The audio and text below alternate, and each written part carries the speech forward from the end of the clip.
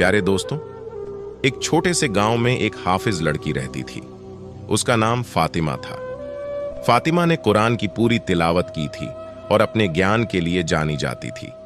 लोग उसे इज्जत की नजर से देखते थे, लेकिन उसकी एक कमी थी, वह दूसरों की निंदा करती थी। प्यारे दोस्तों, फातिमा अपने ज्ञान पर बहुत घमंड करती थी और अक्सर गांव की दूसरी लड़कियों का मजाक उड़ाती थी।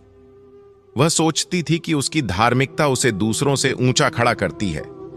एक दिन गांव में एक नई लड़की आई जिसका नाम आयशा था। आयशा साधारण थी, लेकिन उसके दिल में अल्लाह की मोहब्बत थी। फातिमा ने आयशा का मजाक उड़ाना शुरू कर दिया।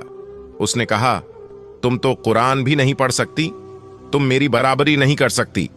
यह सुनकर आयशा चुप हो गई, लेकिन उसने फातिमा की बातों को दिल से नहीं लिया।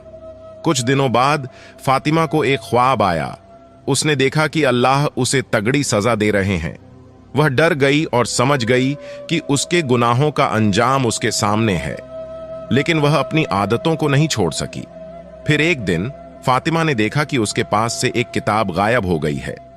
उसने सोचा कि शायद यह कोई मजाक है, लेकिन जब उसे बार बार ऐसा हुआ तो वह घबरा गई। उसकी पढ़ाई में भी रुकावट आने लगी। एक रात फातिमा ने अल्लाह से मदद मांगी। उसने अपने गुनाहों की माफी मांगी और तय किया कि वह दूसरों की निंदा नहीं करेगी। धीरे धीरे उसके जीवन में सुधार आने लगा। उसकी किताबें वापस आ गईं और वह फिर से ज्ञान में आगे बढ़ी। फातिमा ने अपनी गलतियों से सीख ली। उसने आयशा के साथ दोस्ती की और उससे बहुत कुछ सीखा। अब वह दूसरों की इज्जत करती थी और अपने ज्ञान का सही इस्तेमाल करती थी। इस कहानी से हमें यह सीख मिलती है कि हमें घमंड नहीं करना चाहिए और दूसरों का मजाक नहीं उड़ाना चाहिए।